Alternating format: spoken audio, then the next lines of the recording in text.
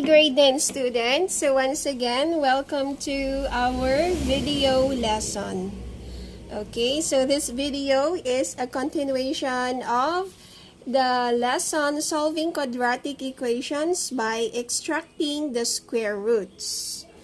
Okay, so always remember, before we could use the method extracting the square root, your quadratic equation should be in the form x squared is equals to k.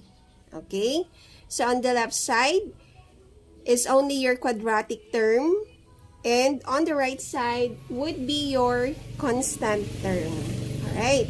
So I will be showing you some examples on how to solve other equations involving extracting the square roots method. Okay. So anyway, this video is a guide for you to answer your activity number 2 in the lesson solving quadratic equations by extracting the square root. Okay, so let's proceed with that example. Okay, for example, r squared minus 100 is equals to 0. So, as you can see here on the left side, meron tayong two terms. Sabi kanina doon sa standard form, para magamit natin ang extracting the square root, dapat doon sa left side ay yung ating quadratic term lamang ang nandoon. Okay. So, ibig sabihin, lahat ng katabi niya ay tatanggalin mo. Gagawin mo siyang 0. Okay, so ngayon, paano mo gagawing 0 yung mga katabi niya, or paano mo tatanggalin? Okay, so dito na papasok ang properties of equality. So from your grade 8 math, it's already been discussed the different properties of equality. So we have the addition property of equality, subtraction property of equality, multiplication property of equality, and also the division property of equality.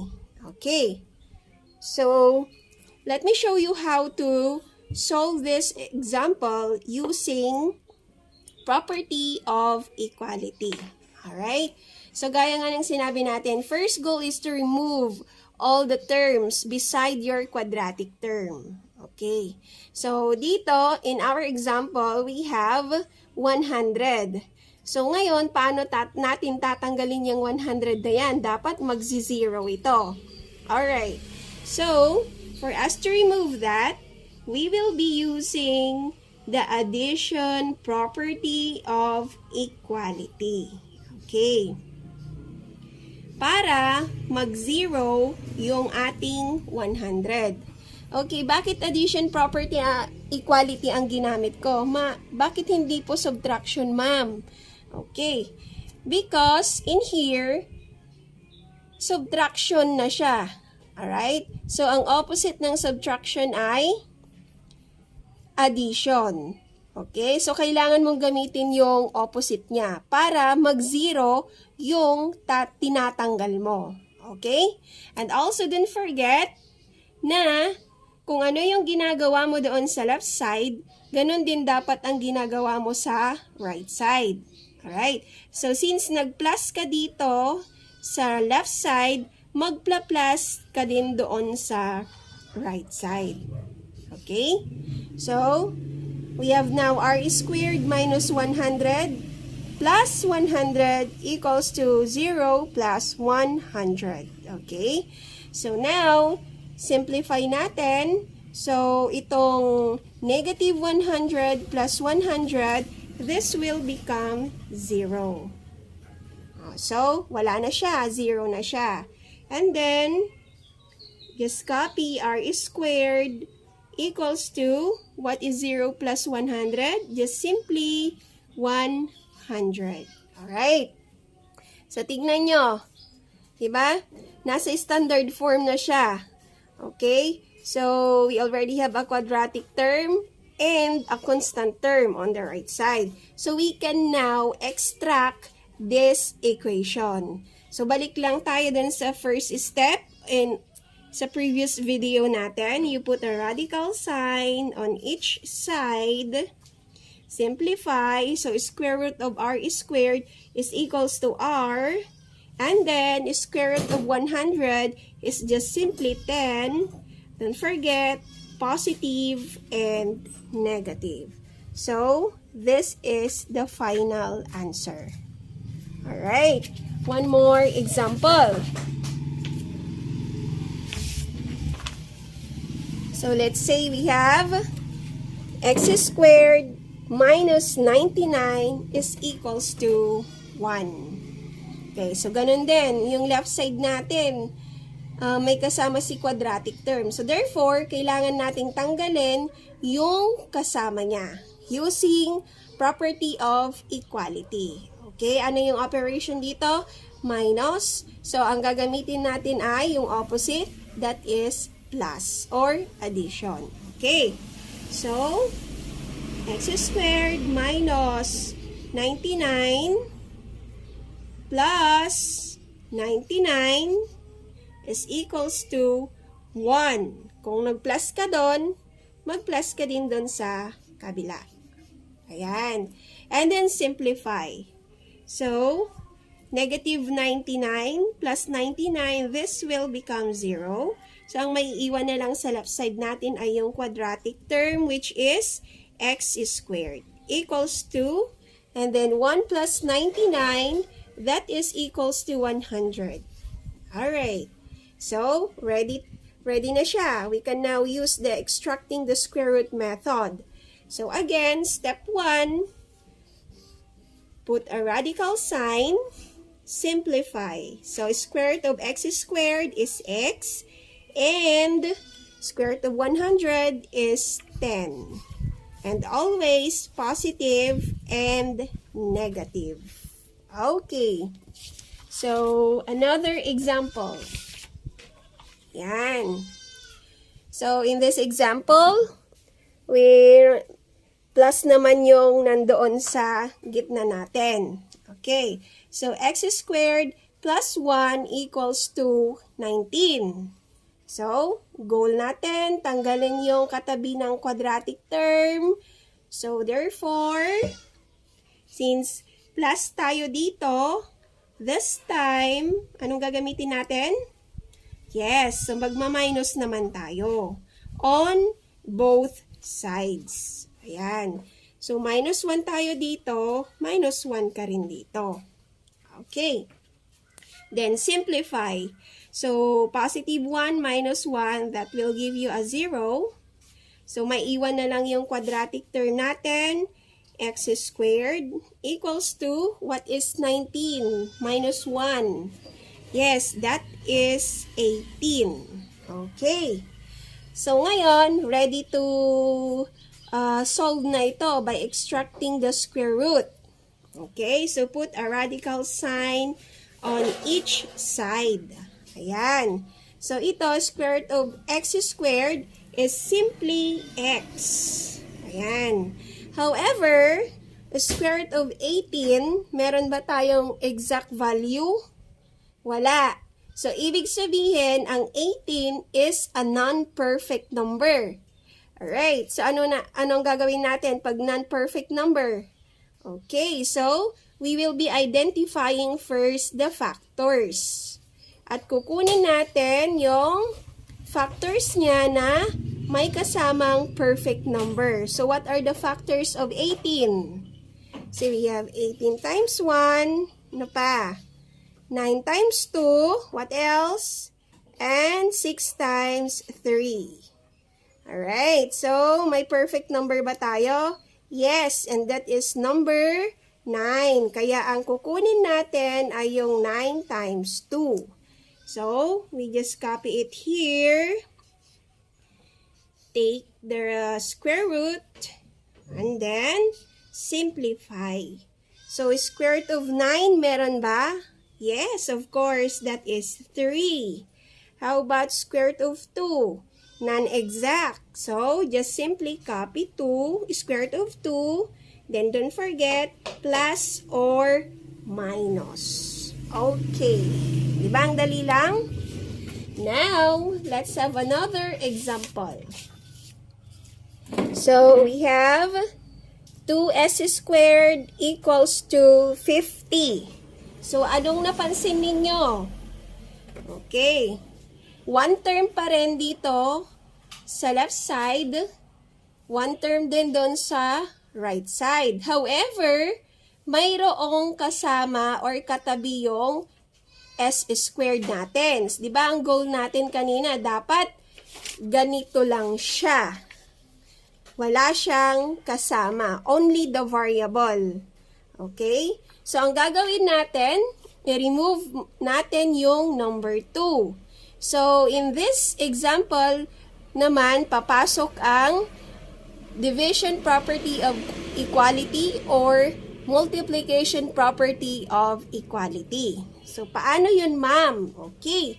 So, para matanggal yung 2, hindi naman tayo pwedeng mag-minus 2. Hindi rin pwedeng mag-plus 2. Hindi rin pwedeng mag-times 2. So, ang gagawin natin ay divide it by 2 para ma-remove natin yung number 2. Okay? So, left and right. Yan. So, pag i-divide na natin yung 2 divided by 2, syempre, that will give you an answer of 1. Kaya lang, ang 1, hindi na natin sinusulat beside the variable. So, invisible na lang siya. Okay, so, this cancels out. So, ang may iwan na lang ay s squared. Okay? And then, 50 divided by 2, that will give you an answer of 25. Okay? So, now, as you can see here, it is now in the standard form and we are now ready to use extracting the square root. So, go back to step number 1. Put a radical sign on both sides. And then, simplify. Okay, so what is square root of s squared? It's just simply s. And what is square root of 25?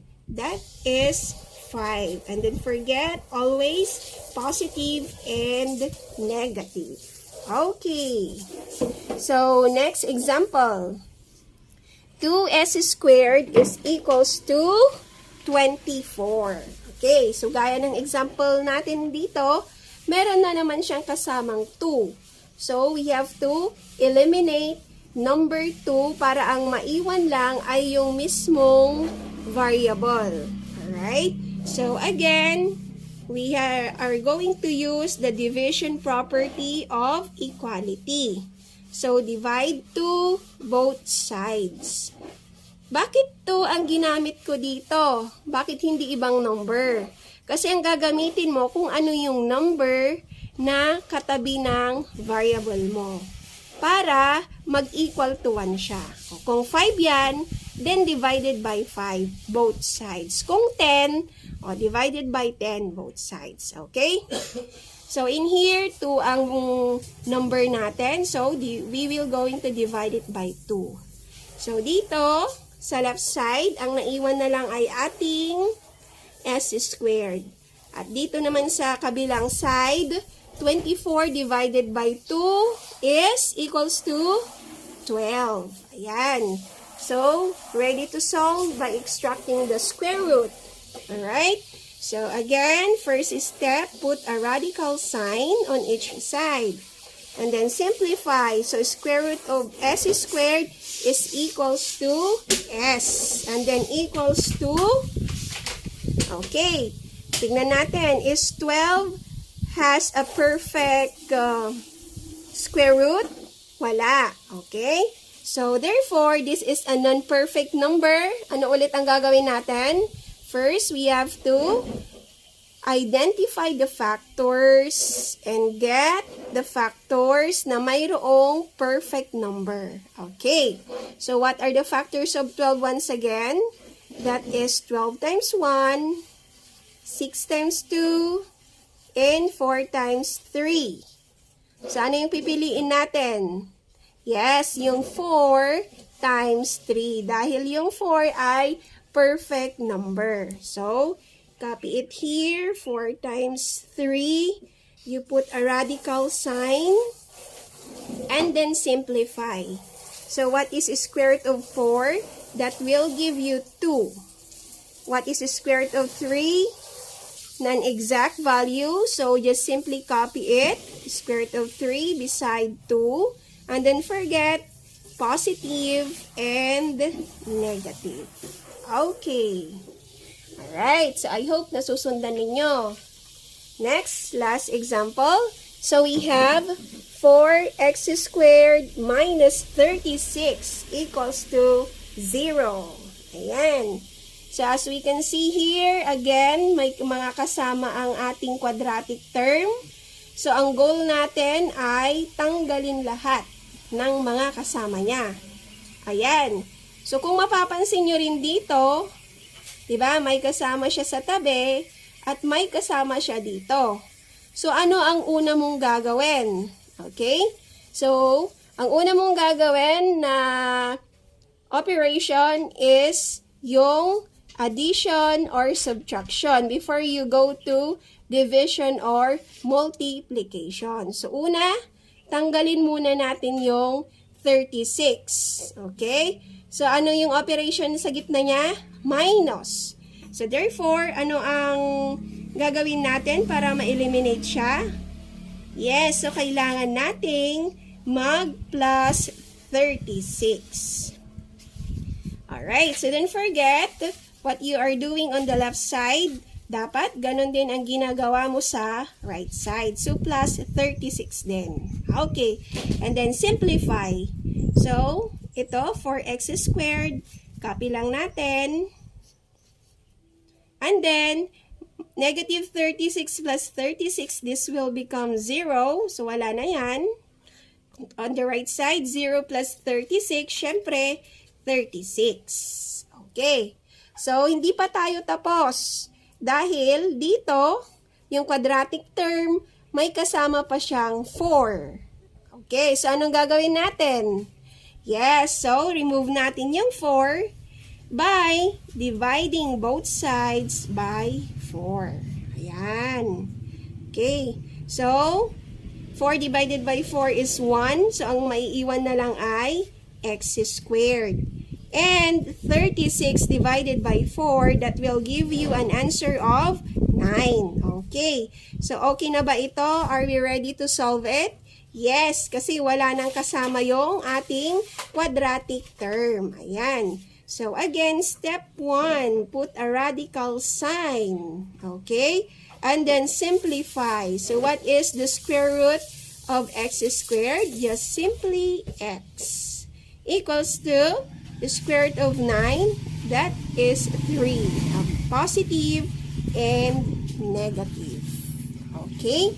So, kindly study the examples. And if you have any question, just message me. In that way, I could give you more examples for you to understand this lesson. Okay, that's all for today. Good day, everyone.